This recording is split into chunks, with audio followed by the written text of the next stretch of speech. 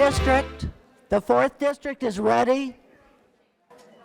Our candidates are in place. You can go speak. You can go have some conversations out there. Or is it? I think it's probably better, right? If we're. I want to go home.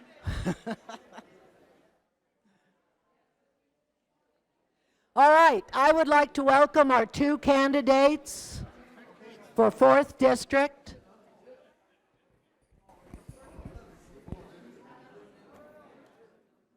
I want to welcome Bob Nelson and Krishna Flores to our 4th District Forum, and we're going to start right away. Excellent. With our first, well, I have to say a little introduction things, and I'm going to say it quickly because I think you all heard me the first time.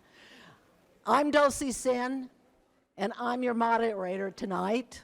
I'm a volunteer with the American Association of University Women, Lompoc-Vandenberg branch. AUW is a nonpartisan organization committed to a mission of quality for all, equity for all, and is open to all genders. AAUW is pleased to host these forums with our colleagues at the League of Women Voters North County. League of Women Voters is a political organization encouraging the informed and active participation of citizens in government. It influences public policy through education and advocacy. And these nonpartisan forums are provided as a service to our local community.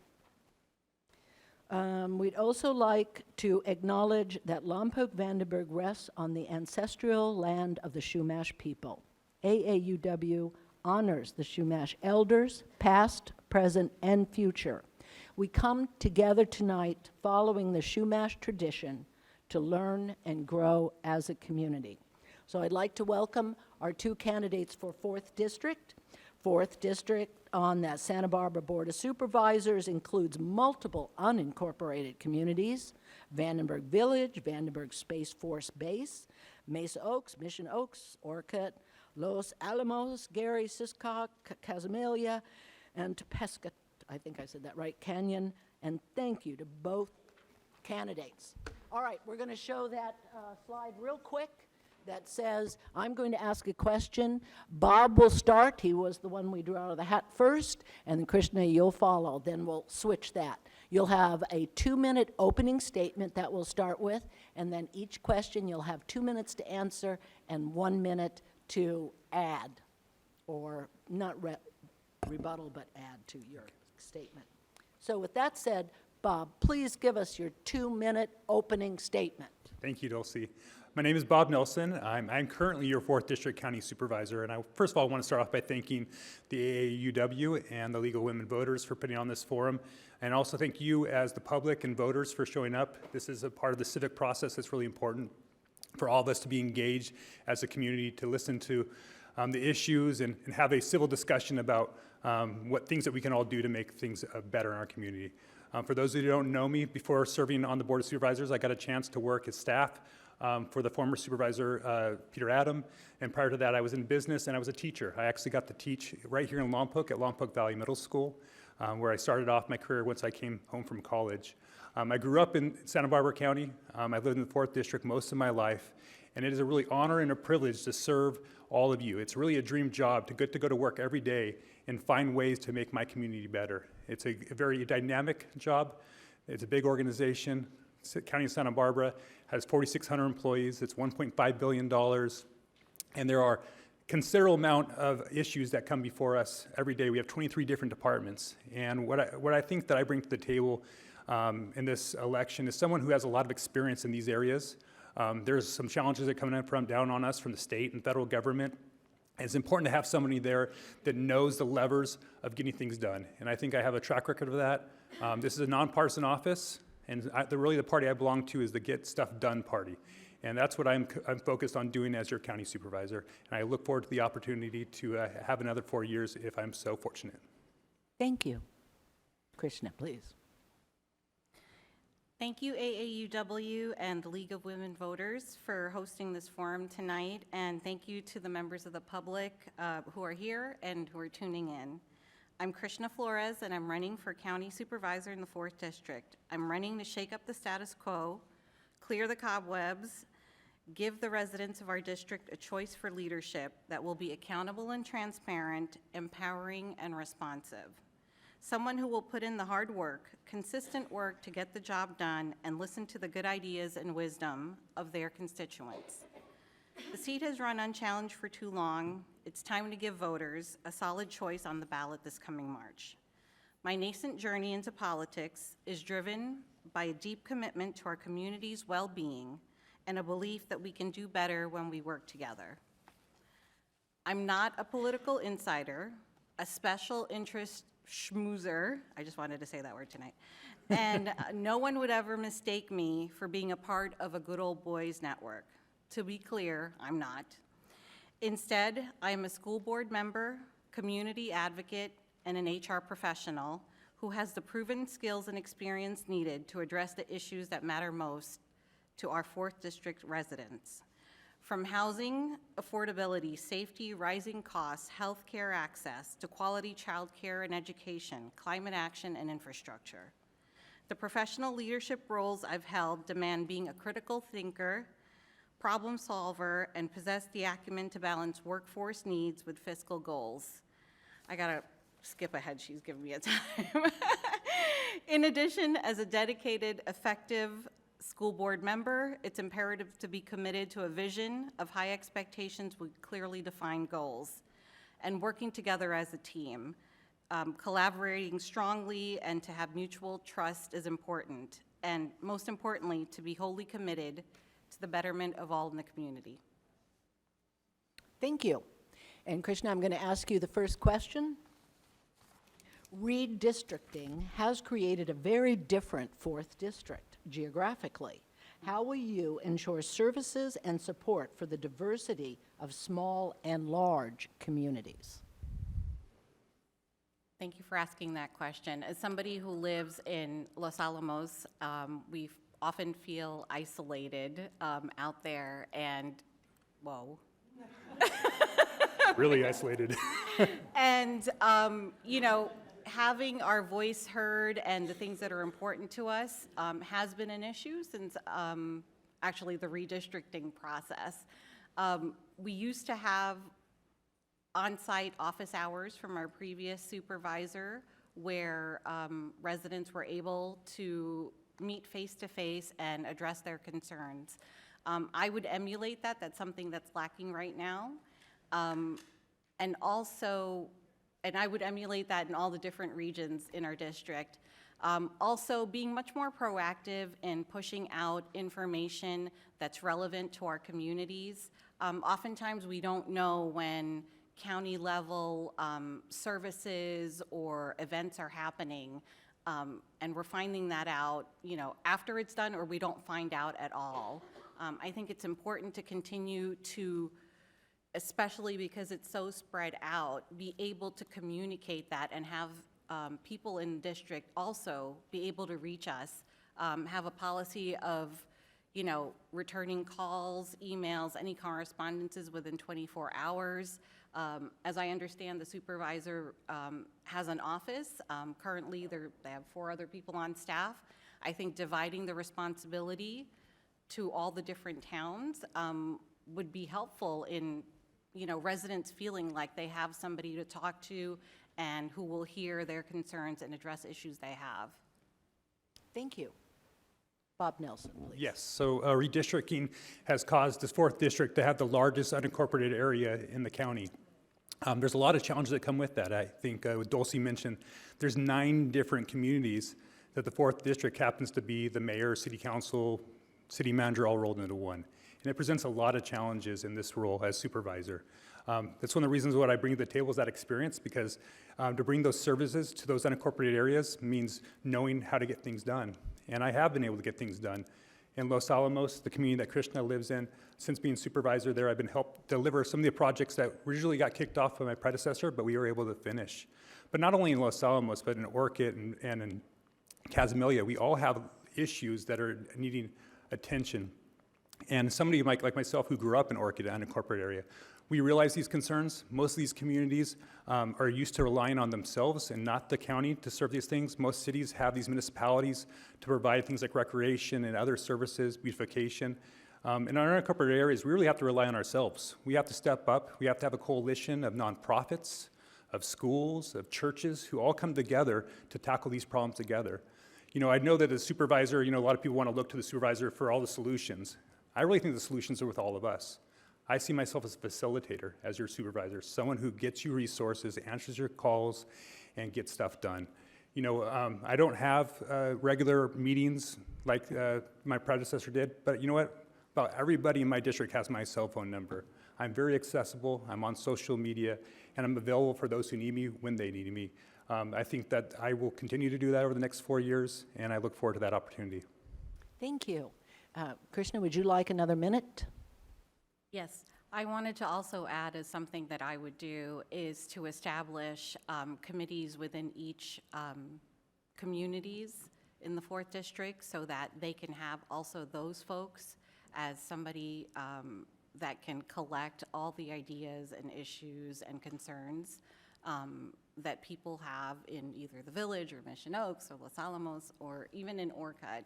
I think that would be really helpful to be able to feel like you are connected to your representative and have your ideas, issues, and things that you care about expressed in what's happening at the board.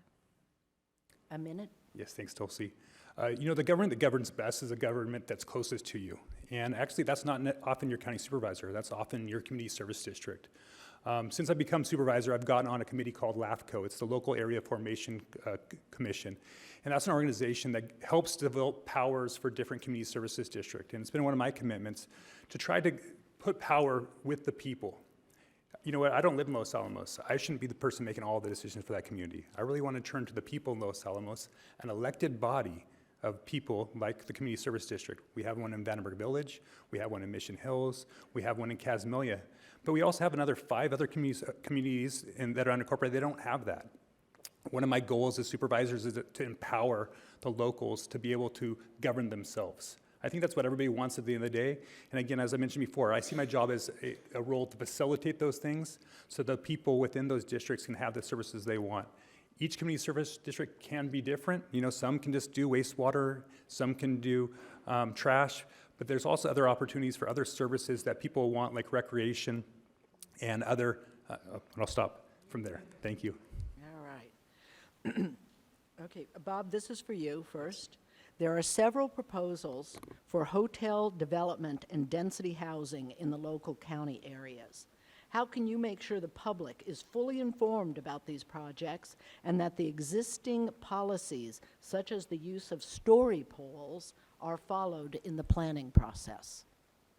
So there are considerable projects all throughout. I know definitely Vandenberg Village is one of the ones that whoever wrote that question is thinking about. And let's take a step back for a moment. If any of you guys have been paying attention, there's this housing element update going on in the county where we're looking at rezoning thousands of units countywide. Bob, I want you to slow down just a little bit, A little bit there. We have translator. All right, I'm a quick talker. I apologize. Thank you. We're rezoning thousands of units in our county. And so what we're doing what I am doing as supervisor is going through each site and making sure that it's appropriately zoned, that we don't stick all the density in one area. We want to make sure that that is spread out in appropriate places that also have the services to go with the density. One of the things that I'm doing is I'm really advocating for most of this housing to go down south. I don't know we need more housing up north, of course, without a doubt. We need more affordable housing and more housing options. But we have this job housing imbalance going on right now, where many residents from Lompoc and Santa Maria drive down to Santa Barbara where the Job Corps are. I really want to push for more jobs up north where we have affordable housing and some of these denser projects to really be down on the South Coast. So that's the work that I've been doing, is making sure that that balancing act is appropriate this time around. For the last 2 housing cycles, those units have been stuck up north. We haven't had the political power or representation to fight that off. Luckily, this cycle around, I've been able to put some things in place to make sure that that housing actually goes where it belongs. All right. The same question, please. So the first thing I'll say is that preserving and promoting good neighborhoods needs to come first. I actually originally met our supervisor because of I believe what I've been told by Public Works to be the biggest development going on in North County right now. And it was a stale plan, lots of different environmental, issues with it. We engaged last year our supervisor regarding that. So I have a really close sensitivity to development, and I'm not saying that we shouldn't have any. I think that we need to balance that with the needs of the communities that they're going in, and to involve the community way on the front end on, exactly what the proposals are, and to hear the voices of our community members. That's something we feel that we didn't get the courtesy of, and when we brought up our concerns, and they're legitimate concerns because they are reports and studies that the county themselves produced, that really got us nowhere, and that was very frustrating. So any community with regards to whether it's residential, commercial, I think those are things that we really need to look at closely, and to really be sensitive and to care about the impacts that they will have on the people living in that area. 1 minute. Yes, thank you, Dulcie. I agree. We need to think about our communities first, and that's why I've been fighting to make sure that we're not having the level of density that you're seeing proposed in the South Coast up here in the North County, and especially in the 4th District. All but 2 sites of the county are looking to rezone in the North County or in the 4th District. It's important to have somebody in this seat that knows the ins and outs of county governance, of land use, what kind of controls need to be in place to make sure that we're not subject to being prey from the outside developers that are coming into our communities to potentially profit and leave these McMansions or McApartments that aren't really appropriate for our communities. We need to, as a county, not only rezone properties, but we need to invest in community areas like parks, community centers, and libraries as well. So it's a balancing act. As your supervisor, I will fight for those things. 1 minute, please. So currently in my town, like I said, there's 59 McMansions is what you call them. That's exactly what's going in on our town, not characteristic of the town, not part of what the plan looks like, but they're going in. I live daily with, dust, noise, air pollution, and the mitigation that was on paper is something that is a challenge for us, the people who live there currently. So that's a whole thing we don't have all night. Second, on our one street, we have a brand new building that was built. It's sitting empty. Nothing's happening to it. And it's a commercial property. Looks lovely, sitting there, nothing. Lots of other commercial buildings are for sale or sitting empty, and I don't think that is good planning, and I don't think that's something that people want in their neighborhoods. Thank you. Krishna, this is your question to begin with. Are you familiar with the current code enforcement policies having to do with street parking and violations on properties? What will you do to improve the existing system of complaint-driven process, which often pits one neighbor against another? So ordinances are the backbone of local governance, and maybe the most common point of contact that we all experience with the county. I know it is for me. The ordinances are there to promote public health and safety, protect natural environments, preserve community aesthetics, and address our specific needs. I think the county right now relies solely, or at least very heavily, on the citizens reporting, incidents. And even when we do report, code violations, sometimes the best we get is an uneven response, or we're not sure what's going to happen with our complaint, or, is there any enforcement? That's something that I've experienced, as I've told you, with planning and development and with Public Works. but also I live near an active farm. My solution to that is always first, deal with it at the lowest level. If there's somebody on the ground that you can talk to resolve the situation, that's what I would do. If it needs to be escalated, I think depending on the specific department and situation that it's affecting, in this instance, it's the parking, to be able to escalate that up to a specific staff member or group so that you know that you're not going to get bounced around and not possibly get a resolution to your problem is something that I would advocate for. And also, if it's a repeat offender situation, or it's, the enforcement isn't sticking, or it's just not going anywhere, then we would look at more stringent. We even have a sound making you stop now. All right, you got me. You got it. All right. Bob, the same Yes, question, please. thank you. As your supervisor, neighborhood conflicts are a regular issue that I deal with. The first question that usually comes out of my mouth when I've talked to someone who's complaining about a neighbor is, have you talked to them yet?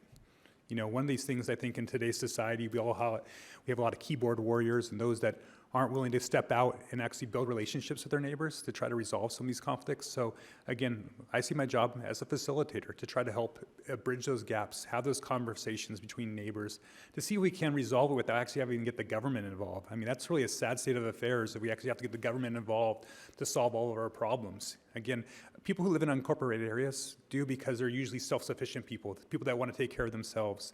Those who live in cities typically have more urban services and other expectations like active code enforcement. Cities and counties are very different entities as far as under state law and the tools that we have to address things like code enforcement. Cities can fine people a significant amount of funds if they don't actually follow the code. Counties have much more restricted tools, in part because when we started to develop the state of California, it was, creating unincorporated areas was not necessarily the goal. It was to move people towards cities.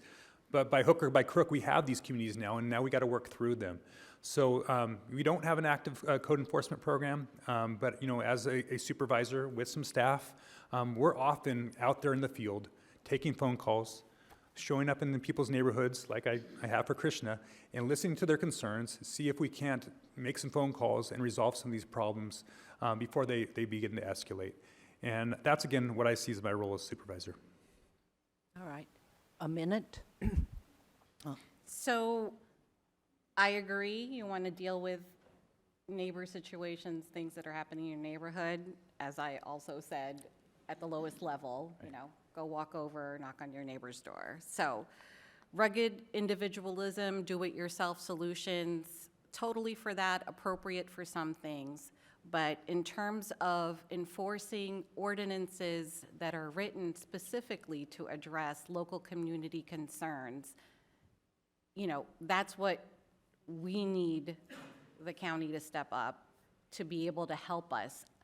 For myself, by the time I'm calling the county, I've already tried 10 different things. I'm not calling the county first and saying, help me, because I can't sort things out. All right. 1 minute. Yeah. So again, there's more that we can do in the county. There's always more that we can do. And those are things that I'm committed to looking for ways for us to do that. Obviously it's the county, there's an issue of resources. And so we're always struggling with that, making sure the right resources are appropriate to the right things. Things like following up on neighborhood complaints, like on parking. I think that was actually the initial part of the question here. That's again a balancing act too, because we not only have the county, but in our streets, in the unincorporated area, that's actually policed by the CHP. It's not even a department that is run by the county itself. It's another entity altogether. Again, as being the supervisor who's been here for 4 years, been staffed previously to that, I know those phone numbers. I've been able to reach out to some of our partners, CHP, Caltrans, to try to address some of those issues and solve them so that we can live a little bit more harmoniously. Thank you. And Bob, this question is for you. What is your plan to ensure routes for safety emergency vehicles into local open spaces like Chaparral that borders and surrounds residential areas? There is concern illegal encampments increase chance of fire. What is your plan for emergency preparedness and fire prevention in this and other open land? So obviously the chaparral here in the Lompoc Valley, especially around the Vandenberg Village, is a challenge and a concern. Our office, just this last week, has been working with General Services and the fire department to address some properties where there's not getting that maintenance. You know, up here in the North County, we're often forgotten. You know, we're not, you know, this the rugged individualism that we talk about up here. We don't often complain, but we don't complain in our office, we advocate. And so we're advocating for the fire department to make sure that they're out there. We have now funded a fuels crew to actually go out and proactively work out there. It's a great program. It's something that young people can actually get involved in fire service. They can work these jobs with weed whackers and the chippers, and we're actually able to go out there and start to push back some of the growth that's happening that might be threatening our homes. Emergency access is huge, and we got to make sure that whenever there's a pinch point or an issue that we have a secondary a route for us to go. You know, I think the number one goal as a supervisor above all else is public safety and making sure people feel safe. It's not just law enforcement where you're fear from crime, but you're fear from natural disasters. And if you know anything about Santa Barbara County, we're the home of natural disasters. And, and so we need to make sure we have the things in place to make sure that we are protecting our constituencies. All right. Krishna, please. So ingress and egress out of your areas is very important. I know that during the, Rucker and Canyon Road fire, there was limited cell service, there was unclear evacuation orders, access in and out as it is limited. So that is something that I think that we can work with our emergency agencies to come up with a plan. I don't know if they've started to hold drills. I know that that's something that came up after the Providence Landing incident. So those are all things I would follow up on. And I would also add that, I wouldn't exacerbate the challenge already by building new development without first addressing the infrastructure. All right. 1 minute, Bob, if you'd Yes, like to thank add. you. There's a one issue I get to dive into because you gave me a little bit of a window here, was the encampments, right? Because I think it's one of the big concerns is the homeless, and the homeless that travel usually outside of our communities into our riverbeds and into our chaparral areas. This is something I've been hot on since I've been on Board of Supervisors, Board of Supervisors. When I was chair my very first year, I held a special meeting to address homelessness, and that's when the county set aside funding for what we call our encampment resolution fund. So we've been setting aside millions of dollars a year to go out there and resolve some of these encampments that are in our communities. There's a lot of people out there that are homeless that are causing a lot of negative effects on the rest of us, and that is a concern. I've got a plan as your supervisor to address some of those problems. I've been able to go out and pull state money as well as get general funds and ARPA funds, American Rescue Plan Act funds, devoted towards encampment resolution. It's a huge priority. It's a humane priority, and it's one of my biggest commitments as your supervisor. Krishna, 1 minute, please. I appreciate that there's money for handling the encampments, and that's something that's a priority for the current supervisor and also the 3rd District Supervisor. If you guys were here earlier, they had a long discussion about that.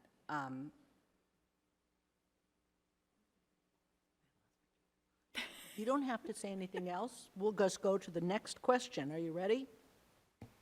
The unincorporated area of the Lompoc Valley is in great need of safe places to play. Absolutely. What can you do to move along plans for small neighborhood parks and age-appropriate places for tots and older children and for all of us in the Lompoc Valley? I understand that some of the developments that they're discussing, either for rezoning or that it's in the works, include with them plans for including parks and trails. So that to me is a must for anything new that's going to come on. In terms of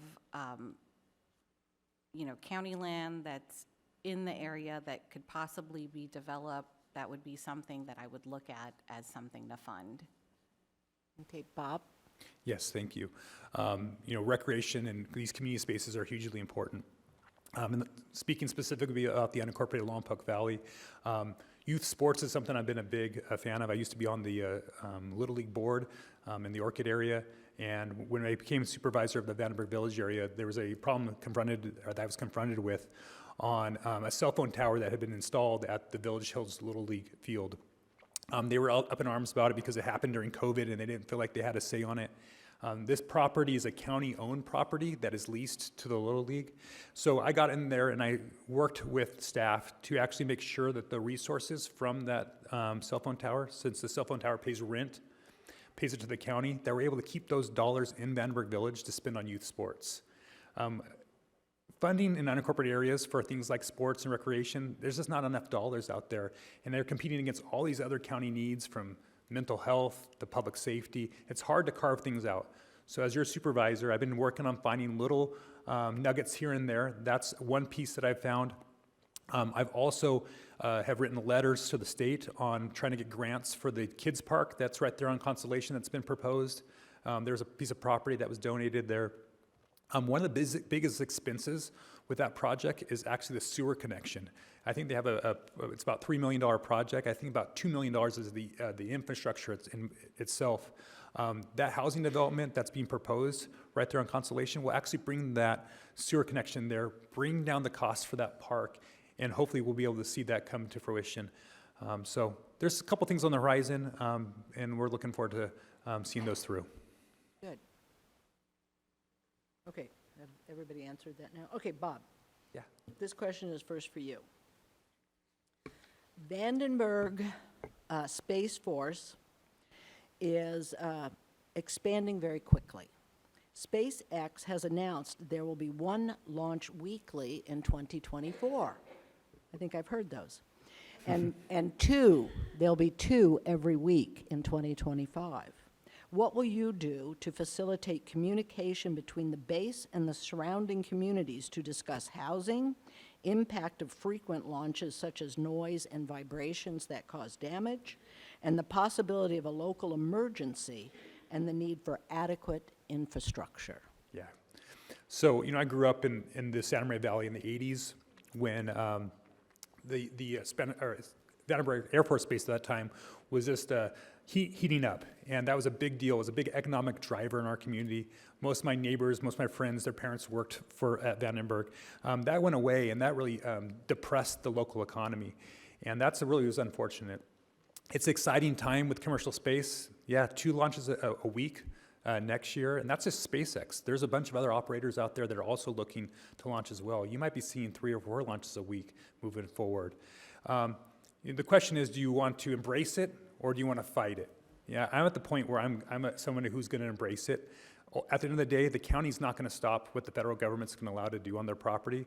So let's make sure we channel that, make sure that we embrace commercial space in our community, make sure that we have the good jobs there. I really do think it would hopefully help the Lompoc Valley. There's not a lot of high-paying jobs here. And that's one of the reasons why we have some of the poverty.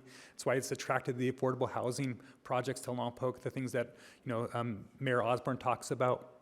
I think this is a huge opportunity for our community to really evolve and bring those high-paying jobs and where people that live here can have. So I'm looking forward to embracing those programs. I've been on the REACH board, working with them to make sure that those things are coming to fruition the best we can. Thank you. 2 minutes. So I'm old enough to remember and have many examples on how private companies release products and all sorts of things into the environment and think about regulation and impacts after the fact. I think there's a big difference between, commercial flights versus what we used to have in the good old days in the 80s. And so I think that some things to think about, and I know the people who live closest to it are thinking about the noise, the vibrations, the damages that some people have already sustained in their property. When it was the base launching, there was a grant that covered, damages to your windows or things like that. That, as far as I know, is currently not available to reimburse people for those commercial flights if they sustain damages to their homes. So that's something definitely needs to be looked at. Also, air quality regulations. We're talking about scale. This isn't a few launches a year. You said once, twice a week. APCD needs to look into it, or starting to look into it. These are all issues. I think the base is a great partner for the community. I came to this area through the military. My mother-in-law was a physician on base. My husband just retired, so I'm happy to have been brought to this area because of the base, but I also know that, we need to share the space and live together, and to do that responsibly for our environment. Thank you. 1 minute, Bob. I think Krishna's idea is great about finding out if there's resources that we can make sure that we're recovering our local, because of local impacts like windows or other issues. That is a huge concern. They should mitigate their impacts. I know that all these launch facilities go through very extensive environmental impact studies, where they do look at things like air quality and some of the chemicals that go along with launch. So I'm confident that they've gone through those environmental processes. But I'm always open to making sure that we find ways to minimize these impacts while still embracing and encouraging the development of the Space Force base. One of the biggest impediments, though, for the growth there is housing. I talked to the last base commander, and he said that that's one of the biggest issues for them in bringing in talent, whether it's within the Space Force or within the private side. And so I'm trying to make sure we find the right spots to put that housing in. All right. And a minute?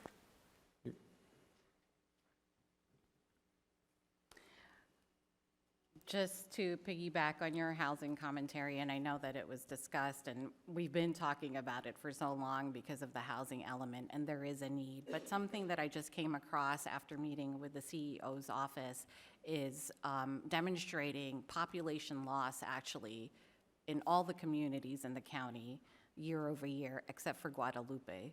So I would want to balance when we're talking about, the need for housing with the population loss that the data is telling us we've experienced. All right. And this question is for you to start with, Krishna. Gun deaths by accident, homicide, suicide is now the #1 killer of our youngest and most vulnerable. Alcohol and drugs are killing our young teens and adults. Mental health and family support services are key for handling the challenging issues that lead to homelessness, overwhelmed law enforcement, property crime, and domestic violence. How will you increase accessibility, quality, and affordability for services to deal with this increase of death by despair in our community?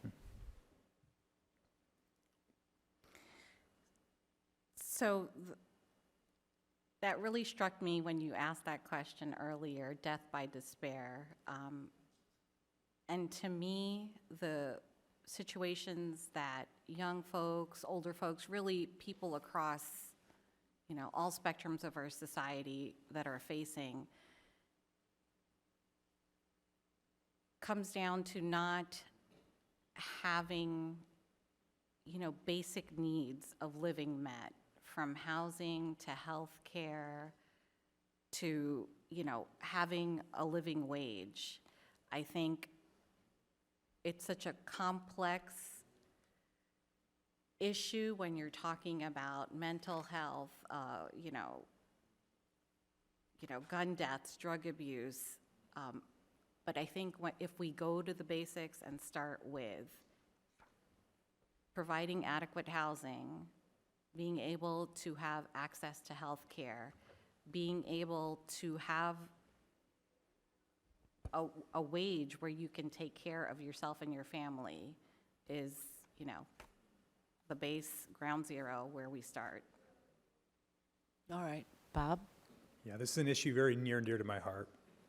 As a former teacher, as a parent of 3 teenagers during the COVID time, seeing what it even impacted my kids in a family that, an average middle-class family with both parents in the household, how hard things were.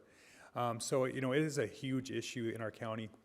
I currently serve on the Project Opioid Committee with the sheriff to try to work on keeping the opioids and the fentanyl out of our communities. I've been working regularly with our school districts to push back on them to make sure that school safety plans have adequate enforcement on and prevention of drugs on our campuses. Our kids are under attack. They're under attack in social media. They're under attack by people that want to harm them. We need to have a strong community that wants to fight back towards those things. I work alongside with Fighting Back Santa Maria Valley, aptly named organization, to work with a lot of our foster youth in our county. Most of our homeless, if you go back and you pull back a couple of the layers, you're going to find that about half of our homeless were somebody who aged out of our foster care system. And we can do better, and we should be doing better. As your supervisor, these are the issues that I work on a day-to-day basis to try to improve our lives, try to improve our lives for our future. And so I plan on continuing to do that. All right. 1 minute. So the county budget, the two largest areas where there's expenditures are with public safety, and then it's behavioral health and wellness. And as we heard earlier, there's a lot of funding going through behavioral health and great programs through CalAIM. And I think as I myself am learning about all the services, letting people know what is available to them, what resources they can use, and also not waiting for them to reach out, but to be in the community to let them know that there are resources and services available. All right. All right. This is another question back to land use.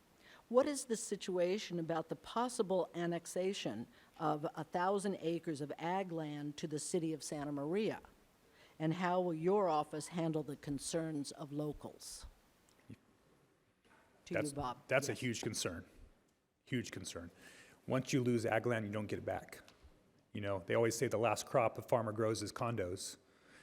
And, you know, with the Santa Maria Valley and the Lompoc Valley for that matter, this is some of the most pristine, most valuable, most productive lands in the world to grow vegetables and berries and other things that feed not only our community, but feed our country. Now that said, there's going to be growth, and we are going to push out into the ag areas. I do think we need to make sure that's done in an orderly way. It shouldn't be 0% growth. You know, there's some out there that say we shouldn't grow at all. You know, we should just hunker in and go up. Well, you know, we still are unincorporated areas up here. You know, there is still, we are more suburban or rural, and that's not what we're designed for. That's not why people live here. If they wanted to live in an urban area, they'd go live in an urban area. We're different, so we need to embrace that. I think when we choose ag lands to rezone or have annexed in the future, they need to make sure that they're the ones that are probably the least productive agriculturally. So, you know, things like sand dunes, if you look at the Santa Maria Valley on the east side, there's some areas there that are pristine strawberry ground. But then there's some of those sand dunes that used to be cattle ranches, and now with modern technology, you're able to farm those, but they're not the most ideal places to farm crops, and they're often difficult too. So, you know, I think we just need to be very careful when we do that. I definitely think there's the right places and the wrong places to do annexations and rezoning from agriculture. But again, agriculture is our #1 industry in this county. And, you know, once it's gone, we don't get it back. Krishna, please. So I'm glad to hear you say that, because the property that's being developed across the street from my house is 17 acres of prime, state interested, you know, best farmland that you can have, and now it's sand. So I hope that the protection of ag land is, you know, in the Santa Maria area, although I think we have better dirt, is something that you're focused on. The tension between ag land and development is, you know, it's happening in our county and it's happening throughout the state. There is a balance to be made.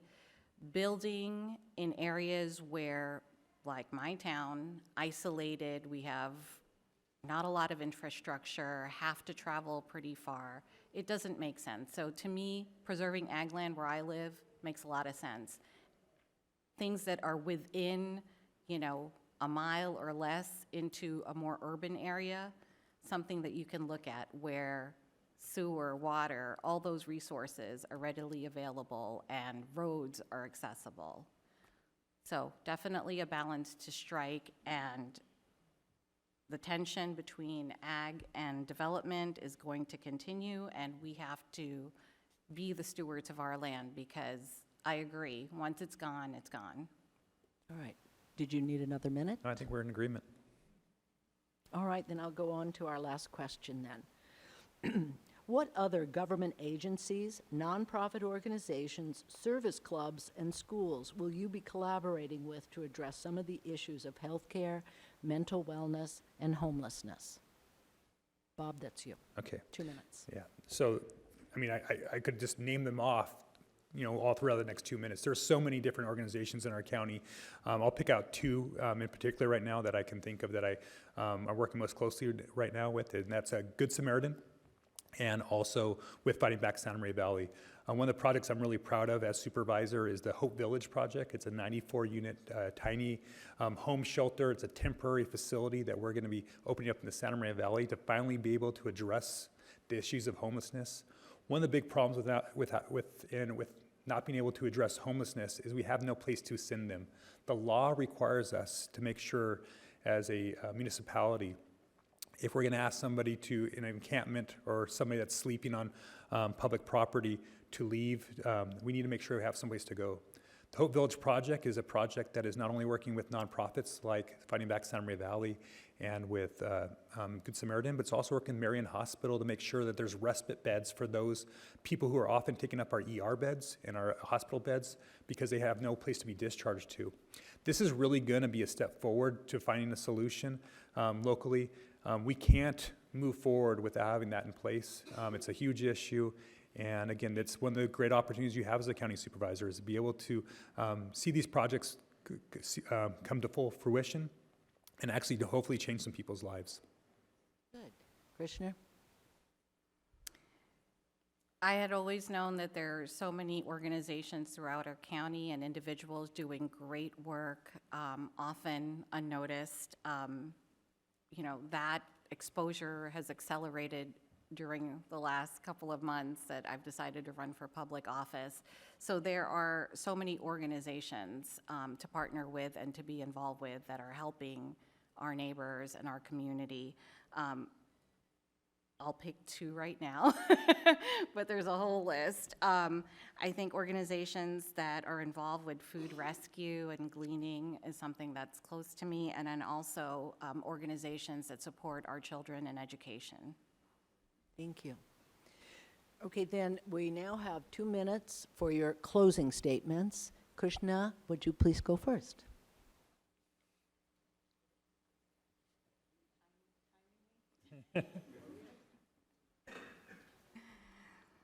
It's easy to be cynical and disillusioned with politics and government, especially when you don't see yourself represented or your concerns aren't reflected in legislative policies and priorities. Many people feel there is a great disconnect between what is happening in the halls of power versus what they're experiencing day to day. The constituents of the 4th District deserve a supervisor who will champion for their best interest and be present in the community. Someone who will make local government work for everyday people. The county's organizational chart has citizens of Santa Barbara County on top. I want to make what looks good on paper a reality. The collective voice and good of the community needs to be reflected in our priorities. We can support economic growth without leaving current residents and their families behind. We can balance growth while preserving what we love and in our beautiful county. If you are for unregulated, unchecked extraction, exhaustion, and exploitation of land and labor, I'm not the candidate for you. If you believe in the collective power of community to shape a better, more equitable, sustainable future for all, lifting up our neighbors, putting people over profit, then please support me in my campaign. Government isn't a perfect tool, but it can be a place where our voice and action can make a real difference in our daily lives. I believe in the value of integrity, the power of communication, collaboration, and community. Let's reimagine it, what leadership in the 4th District can look like, and make it happen together. Thank you. Thank you. Bob, final statement, please. Yes, thank you. Again, thank you all that have come here tonight to participate in this forum. It's been an excellent opportunity to talk with all of you, and those of you who are watching online, thank you for your participation as well. Serving as your 4th District Supervisor, as I mentioned in the opening, is an honor, and it is a privilege, and it is something where every day when I talk to my staff, I always remind us that we work for the people of the 4th District. It is a solemn commitment that I make to you to make sure that I am representing you. In the North County, we often feel neglected. We often feel like we need to fight against things that are happening elsewhere. Not only do we have those battles ahead of us, we also see things that are happening at the state and federal level that kind of trickle down. The state budget that's coming up before us here this next year, where we're looking at massive deficits, is going to impact our county, and we need to make sure that we have a representative that has the experience and the knowledge to make sure that they fight for us. They say at the state, when the state sneezes, the county catches the cold, and that's really true. And so again, this is what I'm going to be able to do as your supervisor coming back, hopefully for another 4 years, if I'm so fortunate for you guys to vote for me. As I'm going to continue to fight for you. I'm going to be able to tackle issues like homelessness. Public safety, as I mentioned before, is one of my biggest priorities, and one of my proudest accomplishments over this last 4 years has been able to actually hire a community resource deputy. We've been talking about community up here. Community resource deputy for the first time ever in the North County to serve the Orchid and Los Alamos areas. It wasn't funded during the budget time, but I went back in and I dug deep and I found some extra funds and I brought it back to the board and I tackled my colleagues until they funded this position. That's the kind of tenacity I bring as your supervisor. Why I do this is really sitting here in the second row. Today I have my mom, Becky, and my son, Zeke, my youngest right here. It's a legacy that I get to leave to be able to serve. My dad was a minister, my mom worked for the county government, and it's that level of giving back to the community is something I want to show the next generation in my family. And I also want to set an example for others in our community who might want to serve as well. So thank you all, and I hope I can have your vote. Thank you, both of you, for coming, and good luck to both of you.